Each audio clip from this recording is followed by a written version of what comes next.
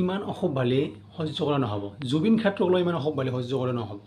তাত চাই মানে মহিলা হওক বা যোনে নহওক মানে মাথা গৰম হৈ গৈছে। মানে এইবোৰ মানে ক'ৰ পৰা যে মৰি কিয় নাযায়, এইবোৰ মানুহে আগে মৰিব কিয় নমৰে, মানে কি ক'ম আৰু। আপোনালোকে ভিডিঅ'টো শেষলৈ চাই লওক, তাৰপাছত মই কৈছোঁ আপোনালোকক জুবিন গাৰ্গৰ মানে সমাধিস্থলত মানে এনেকুৱা অসভ্যালি কৰিছে এই মহিলাগৰাকীয়ে, মানে ইমান লাজ নহওক। আপোনালোকে ভিডিঅ'টো শেষলৈ চাওক, তাৰপাছত কৈছোঁ দুটামান কথা।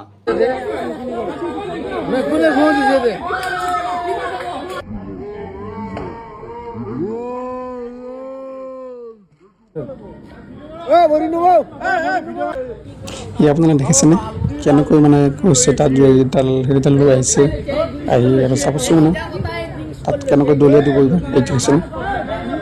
আৰু তাত মানে যিবিলাক মানে জাবৰ জোথৰ আছে গোটাই আহি জুবিদাৰ মানে সমাধিস্থলৰ ওচৰতে মানে এনেকৈ বাকি দিছে।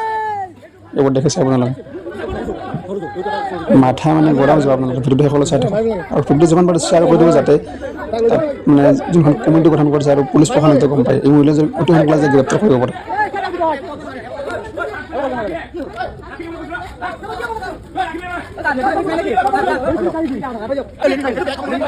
কথাটো হ'ল এই মহিলাগৰাকী ক'ত থাকে, কি কথা, এইবোৰ সিমান ভালকৈ মই নাজানো কিমান দূৰ, কিন্তু তাত জুবিন ক্ষেত্ৰত এখন কমিটি আছে, তাত প্ৰশাসনো আছে, মই দেখিছোঁ ভিডিঅ'টোত। গতিকে এই মহিলাগৰাকীৰ ওপৰত এতিয়ালৈকে মানে কোনো গৃহীত ব্যৱস্থা লোৱা মানে দেখা নাই।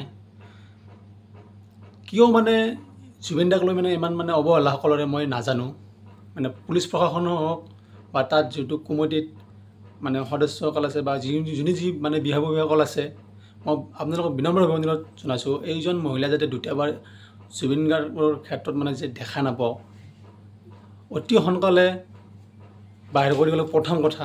আৰু দ্বিতীয় মানে 2 নম্বৰটো কথা হ'ল, ইমান অসভ্যালি কৰি থকাৰ স্বত্বেও তাত পুলিচ এজন আছে, তাই মানে ভৰি উঠাই লৈ জুবিনদাৰ মানে সমাধিস্থলৰ ক্ষেত্ৰত মানে ভৰি জকাৰি আছে, আপোনালোকে দেখিছে ভিডিঅ'টোত। গতিকে তাত লৈ মানে তেতিয়ালৈকে কোনো ধৰণৰ পুলিচ প্ৰশাসন যোৱা নাই। ইমান তললৈ নামিব পাৰিছে, মানে ইমান সাহস ক'ৰ পৰা পাইছে। কিন্তু আমাৰ মানে ল'ৰাসকলে কৈছে কিন্তু মহিলা হ'ল, নহ'লেতো ল'ৰা মানুহ হ'লেতো তাত মানে হয়তো এটা বেলেগ পৰিৱেশৰ সৃষ্টি হ'ল হয়। কিন্তু মই ভাবোঁ এনেকুৱা মহিলাক কোনো মানে মহিলা বুলি কথা নাই, ল'ৰা হ'লেও জুবিন দাক লৈ মানে কোনো কনফাৰেঞ্চ কৰা নহ'ব।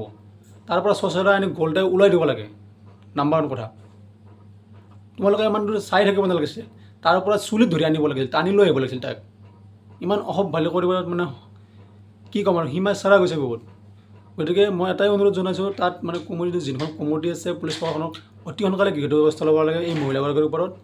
আৰু আপোনালোকে যিমান পাৰে ভিডিঅ' শ্বেয়াৰ কৰি দিয়ক। জয় জুবিন দা, জয় অসম।